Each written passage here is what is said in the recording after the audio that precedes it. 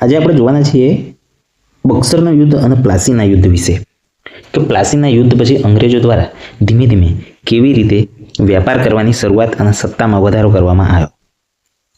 તો એના મૂળમાં આપણે પહેલાં તો જવું પડે. સૌથી પહેલાં તો કેવું થયું કે જે અંગ્રેજો હતા એમણે કોલકાતામાં એક કોઠી બાંધેલી હતી, એટલે કે ત્યાં આગળ એમનું એક કારખાનું નાખેલું હતું. અને હવે અંગ્રેજો દ્વારા એ જે કારખાનું નાખેલું હતું એની આજુબાજુમાં દિવાલ બનાવવાની શરૂઆત થઈ. જેમ કે એક કિલ્લેબંધી કરવામાં આવી, એમ જે આજુબાજુમાં મોટી એક પાળી જેવી બનાવવામાં આવે અને એ બનાવવામાં આવી.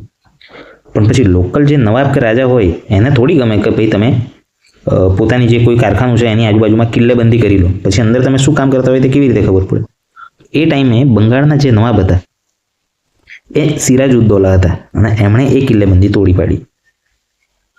એમને એ બધું કંઈ ગમ્યું નહીં અને પછી હજુ વધારે રોષે ભરાયા અને કોલકાતામાં એમણે કાળ કોઠરીની ઘટના વિશે તમે સાંભળ્યું હશે, ના સાંભળ્યું હોય તો એ ટાઈમે જે સિરાજઉદ્દૌલા હતા તેમણે 146 અંગ્રેજોને એક નાની એવી કોઠરીમાં ભરી દીધા અને કેદ કર્યા. એમ હવે આખી રાત એ અંગ્રેજ કેદીઓ કોઠરીમાં બંધ રહ્યા અને સવારે ઉઠ્યા તો 23 લોકો એમાંથી જીવતા બચ્યા હતા. આ કાળ કોઠરીની ઘટના હતી, એના લીધે અંગ્રેજોમાં રોબર્ટ ક્લાઇવ હતો તેને યુદ્ધ માટે એક સમર્થન મળ્યું અને એના પછી થયું 1757નું પ્લાસીનું યુદ્ધ.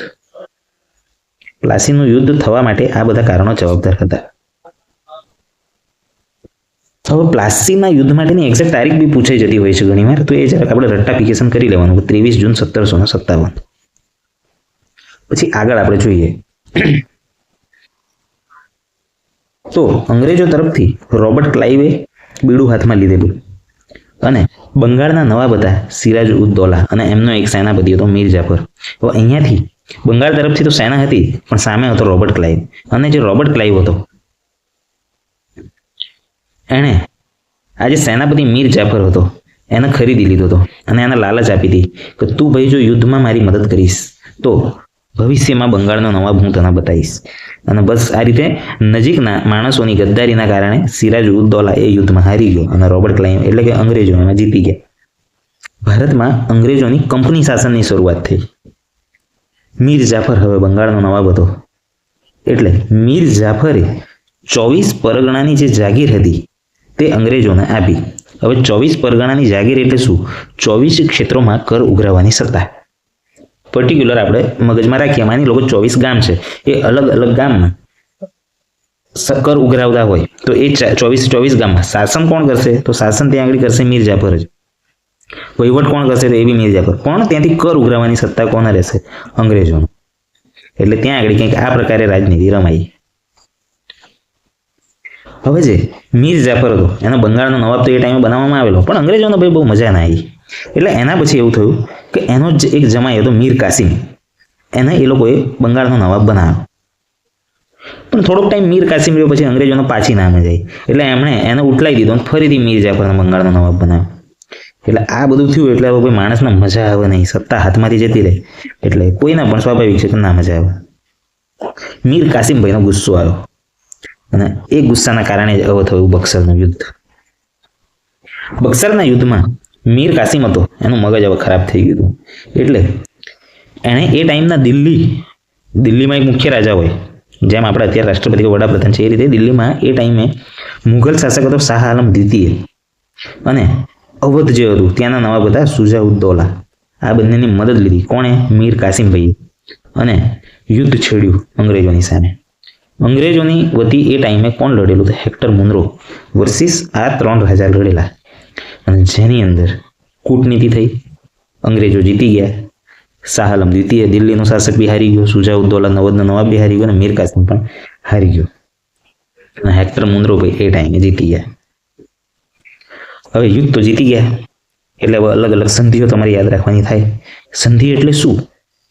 તો બે પર્ટિક્યુલર પાર્ટીઓ વચ્ચે નાની એવી કંઈક સમજૂતી થાય તો એને કહેવાય સંધિ. તો 1764માં બક્સરનું યુદ્ધ થયું. એના પછી 1765માં અંગ્રેજો અને મુઘલો વચ્ચે એક સંધિ થઈ અને મુઘલમાં મેઇન દિલ્હીમાં કોણ હતા? શાહ આલમ દ્વિતીય મુઘલ શાસક હતા. તો એ બંને વચ્ચે સંધિ થઈ કે બંગાળ, બિહાર અને ઓડિશા એ ત્રણેયની અંદર દીવાની સત્તા અંગ્રેજોની રહેશે. દીવાની સત્તા એટલે કે મહેસૂલ ઉઘરાવવાની જે સત્તા છે એ અંગ્રેજોની રહેશે અને જે મુઘલ શાસક હતા શાહ આલમ દ્વિતીય એના બદલામાં વાર્ષિક પેન્શન આપી દેવામાં આવશે. બદલામાં મને વાર્ષિક પેન્શન આપી દેજો ભાઈ. એ રીતે ત્યાં આગળ ડીલ ફાઇનલ થઈ. બંગાળ, બિહાર અને ઓડિશા. એક્ઝામમાં ક્વેશ્ચન ઘણી વખત બની ગયો છે અને આગળ પણ આવશે. અને ખરેખર 1765માં અલ્હાબાદની સંધિ પતી એના પછી જ દ્વિમુખી શાસન પ્રણાલીની શરૂઆત થઈ. દ્વિમુખી શાસન પ્રણાલી એટલે શું? ત્યાં જે વહીવટ હશે એ તો લોકલ રાજા જ કરશે, પણ ત્યાંથી જે કર ઉઘરાવવાની સત્તા છે એ કર ઉઘરાવવાની સત્તા અંગ્રેજો પાસે. એટલે રાજા અલગ અને કર ઉઘરાવવાની સત્તા અંગ્રેજો પાસે. આ રીતે બે અલગ અલગ વસ્તુ ફિક્સ થઈ, તો એને જ કહેવામાં આવે છે દ્વિશાસન. હવે આપણે આના અમુક ક્વેશ્ચન જોઈશું કે જે એક્ઝામમાં પૂછાય, અને આ ક્વેશ્ચન તમને આવડશે જ ભાઈ. એકવાર શાંતિથી જુઓ. કાળી કોઠરીની ઘટના કયા વર્ષમાં બની? 1756. 1757માં પ્લાસીનું યુદ્ધ થયું. એના પહેલા 1756માં કાળી કોઠરીની ઘટના બની. કાળી કોઠરીની ઘટના કયા શહેરમાં બની? તો કોલકાતામાં. કાળી કોઠરીની ઘટનાનો સંદર્ભ કયા યુદ્ધ માટે મહત્વનો છે? પ્લાસીનું યુદ્ધ. કાળી કોઠરીમાં કેટલા બ્રિટિશ રાજદૂત અને કર્મચારીઓને બંધ કરવામાં આવ્યા? 146.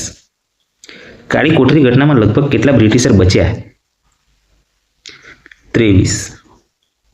પ્લાસીનું યુદ્ધ ક્યારે થયું? 1757. પ્લાસીનું યુદ્ધ કોની વચ્ચે થયું? અંગ્રેજો અને બંગાળના નવાબ. પ્લાસીનું યુદ્ધ સમયે બંગાળનો નવાબ કોણ હતો? સિરાજુદ્દૌલા. પ્લાસીના યુદ્ધમાં અંગ્રેજોની તરફથી નેતૃત્વ કોણે કર્યું?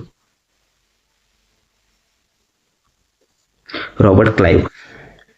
પ્લાસીના યુદ્ધમાં અંગ્રેજોની જીતનું મુખ્ય કારણ શું હતું?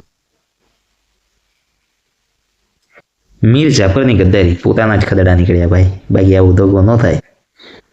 પ્લાસીનું યુદ્ધ પછી બંગાળનો નવાબ કોને બનાવવામાં આવ્યો? મીર જાફર.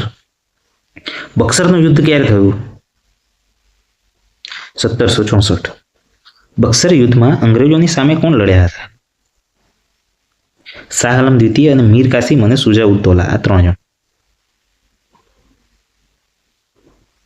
બક્સરના યુદ્ધમાં અંગ્રેજોની તરફથી નેતૃત્વ કોણે કરેલું? તો એ આપણે ત્યાં જોઈ ગયા, ડોક્ટર મુનરો. બક્સરના યુદ્ધ પછી અંગ્રેજોને કયો અધિકાર મળ્યો? દીવાની હક, એટલે કે કર વસૂલાતનો હક. બંગાળ, બિહારના ઓડિશામાં. બક્સરના યુદ્ધ પછી દીવાની હક કોની પાસેથી મળ્યો? શાહ આલમ દ્વિતીય. અલ્હાબાદની સંધિ ક્યારે થઈ હતી? બક્સરનું યુદ્ધ પત્યું પછી 1765. અલ્હાબાદ સંધિ કયા યુદ્ધ પછી થઈ? બક્સરના યુદ્ધ પછી. અલ્હાબાદ સંધિ કોની વચ્ચે થઈ? અંગ્રેજો અને શાહ આલમ દ્વિતીય. અલ્હાબાદ સંધિ સમયે મુઘલ સમ્રાટ કોણ હતો? શાહ આલમ દ્વિતીય. અલ્હાબાદ સંધિ હેઠળ અંગ્રેજોને કયો અધિકાર મળ્યો? દીવાની હક. દીવાની હક કયા પ્રદેશ માટે મળ્યો? આપણે આગળ જ ચર્ચા કરીએ. બંગાળ, બિહાર અને ઓડિશા. અલ્હાબાદ સંધિનું સૌથી મહત્વપૂર્ણ પરિણામ શું હતું? અંગ્રેજોની ભારતમાં વાસ્તવિક શાસનની શરૂઆત. અલ્હાબાદ સંધિના કારણે કઈ વ્યવસ્થા શરૂ થઈ? દ્વિશાસન, ડ્યુઅલ ગવર્નમેન્ટ. દ્વિશાસન પ્રણાલી કોણે લાગુ કરી? Robert Clive. અલ્હાબાદ સંધિ મહત્વપૂર્ણ કેમ છે? કારણ કે અંગ્રેજોને કર વસૂલાતનો અધિકાર મળ્યો હતો.